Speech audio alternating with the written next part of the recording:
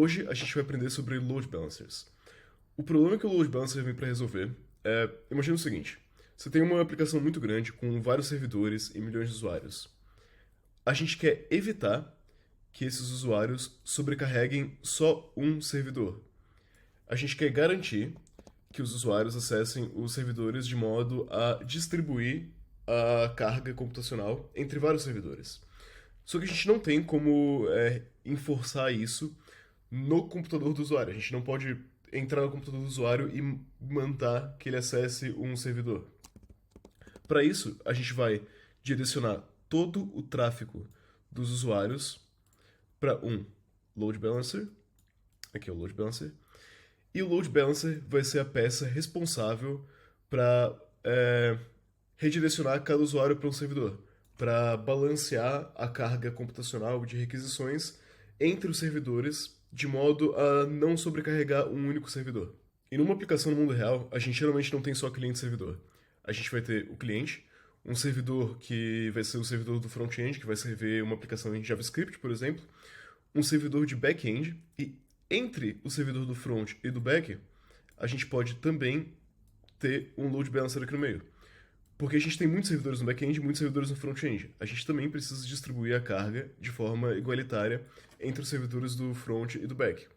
E além disso, a gente pode ter múltiplos bancos de dados. E, de novo, para garantir que os servidores do back-end acessem os bancos de dados de forma a não sobrecarregar um único banco, a gente pode ter também um load balancer entre os servidores do back e os servidores do front-end. E se a gente for analisar a arquitetura de serviços enormes como o Facebook, o Twitter, Google, de fato é isso que a gente vai encontrar. A gente vai encontrar load balancer em praticamente todas as camadas da aplicação. Outras coisas que o load balancer também pode fazer. Ele pode fazer health checking, então se um servidor morrer ou não estiver respondendo, ele pode parar de direcionar o tráfego para esse servidor e direcionar para outro. Ele pode fazer TLS termination, que é terminar a conexão com o cliente. Ele pode fazer uma análise preditiva de carga, ou seja, se eu espero que o meu serviço seja usado mais, sei lá, das 2 da tarde até as 4 da tarde, o load balancer pode prever esse aumento na carga de usuários e pode também provisionar outro servidor, um servidor adicional. E o load balancer também pode fazer segurança. Como ele está aqui entre o usuário final e os servidores, o load balancer ele pode ser responsável por prevenir ataques de DDoS. Vamos agora para os diferentes tipos de algoritmos que um load balancer pode usar para distribuir a carga de requisições. Primeiro, o round robin é o mais óbvio, é o mais simples, que o load balancer vai receber os requests dos users e ele vai distribuir um para cada server. Então, 1, 2, 3, 4, 5, 6 e assim por diante. Ele vai mandando um para cada servidor em ordem numa fila circular. O segundo é o weighted round robin. Qual que é a diferença desse pro round robin? Que vamos supor que a gente tem um servidor que é o dobro do tamanho dos outros, o dobro do poder de processamento. Ao invés de mandar um para cada, ele vai mandar um pro servidor 1, um pro 2 e 2 requests pro 3, porque o 3 consegue processar o dobro. De novo, um pro 1, um pro 2 e 2 pro 3 aqui.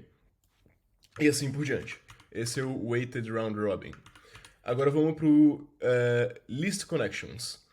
List connections ele vai mandar o request pro servidor com menos conexões ativas. Então, o load balancer sabe o número de conexões ativas de cada servidor. Supondo que o server 1 tenha 2 conexões ativas, o 2 tenha 2 conexões ativas e o 3 tenha uma só, ele vai mandar o request pro 3. Se estiver empatado, ele manda para qualquer um. Least response time. Como eu mencionei antes, o load balancer tem um health check. O health check ele vai dizer também o ping de cada servidor. Então, se esse servidor aqui demora 30 milissegundos para responder, esse aqui demora 20 e esse aqui demora 10, a próxima requisição que vier, ele vai mandar para o servidor 3. Na verdade, não a próxima. Todas as próximas ele vai mandar para o servidor 3 e provavelmente esse servidor, em decorrência disso, vai ficar um pouco mais lento. Então, o response time vai subir, vamos supor, para 100 milissegundos. E aí ele vai mandar para o outro. Enfim, least response time, ele vai mensurando o ping de cada servidor. é IP hash. IP hash é bastante utilizado quando a gente tem um certo tipo de usuário que tem acesso a um certo tipo de funcionalidade diferente. Então vamos supor que a gente tem um servidor aqui que lida com a parte de back-office da aplicação e esses dois aqui lidam com o cliente.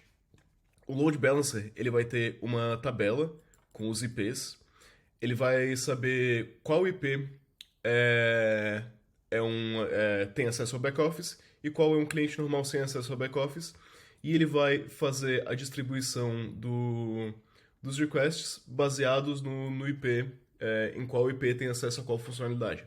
Isso aqui é utilizado quando a gente tem servidores diferentes para processar funcionalidades diferentes da aplicação.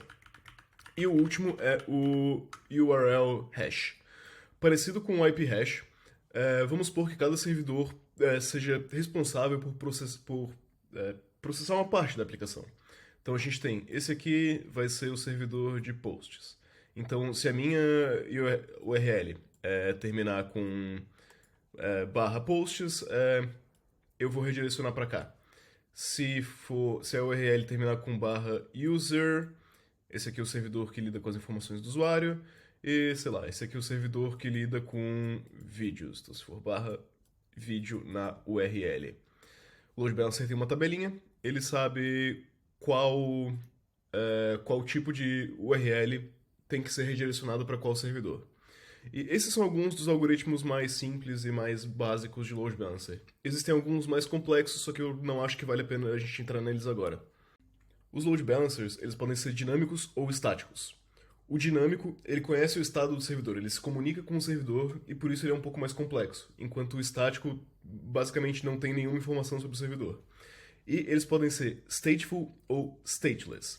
Stateful é que ele mantém consigo a informação das conexões ativas entre usuário e servidor, enquanto stateless não mantém essa informação de sessão. Os load balancers, eles podem estar presentes em dois layers aqui no modelo OSI das aplicações. Eles podem estar no application layer ou no transport layer, no layer 4 ou no layer 7. Por fim, a gente tem a hierarquia típica de como a gente veria todos os tiers, os diferentes tiers de load balancer até chegar na server pool da aplicação. Então, aqui em cima existe um tier 0. Se a gente considerar, tem gente que não considera, o DNS como um load balancer global. Porque a DNS, de fato, pode te direcionar para diferentes caminhos. Então, a gente pode considerar o DNS como um tier 0 de load balancer.